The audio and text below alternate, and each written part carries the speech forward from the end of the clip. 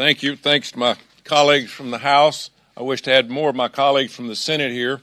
This is a very, very important caucus, and it will grow. It's going to have to do that. It is just unfortunate, but folks, wake up, America. We got to wake up. The enemy is inside the gates. It is very, very important that we start to understand every day of how important this is. Important to us, our kids, and our grandkids, and the future of this great nation. 250 years that we've made it. But we're being attacked every day, and it's growing. But our side needs to grow also and fight back. There's a silent revolution that's going on in our country. We have to remember that radical Islam is not a religion. It is a political organization run by terrorists. No easy way to put it. Islamic extremism is infiltrating the U.S. and refusing to assimilate. But what's even darker than that, many of them are openly admitting that they are here with the intent to destroy our country and to kill Americans. They couldn't put it any more clear. This is not a secret. The Quran instructs them to kill all infidels. It specifically encourages them to behead all infidels. If you're not a Muslim, they don't want you here. It provides clear instructions about how they are to steal from non-Muslims. It's no wonder that a group of Somalians have been accused of stealing, 18 billion to this point, and growing, as President Trump says. Roughly 5 million Muslims live in this country, in the United States of America, and on the rise.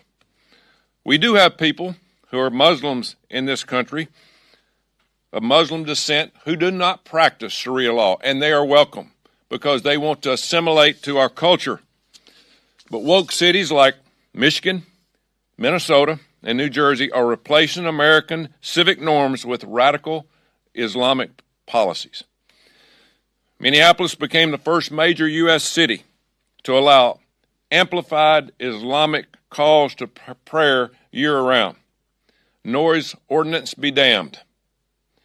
This type of practice is not even allowed in most Muslim countries. Why do they do it here? They want to be seen and heard.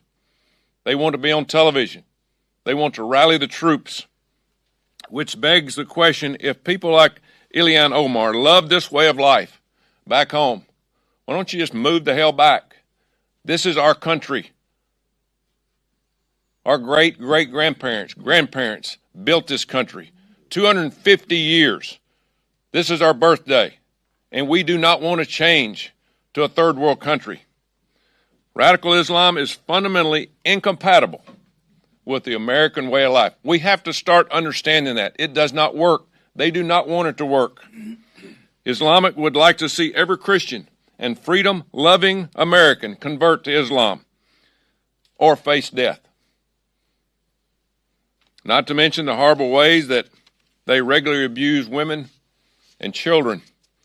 If you're a man in their cult, you can marry a 8, 9, 10-year-old girl. Do we not understand that this does not fit in our culture? Where is the feminist? Where are they at? It's time to wake up. Enough's enough, or we're going to lose our country. The press can call me an Islamophobe all they want. I don't care. It doesn't make me any difference. I love this country. I love what it stands for. I love that it's a Christian nation, and it's going to stay that way. What's happened to our brethren overseas in Europe?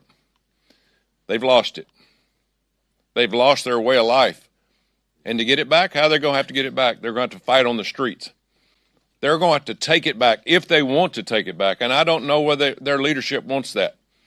But by God, we're not going to let that happen in our country. We're not going to let it get to that point. We're going to recognize it, and we're going to fight back before that gets to that point. Thanks to President Trump, he's made it a priority to stop illegal and even legal third world people coming into our country. Why do they want to come here? They don't want to come here for a better life. They want to change our life to something else, and it does not work that way.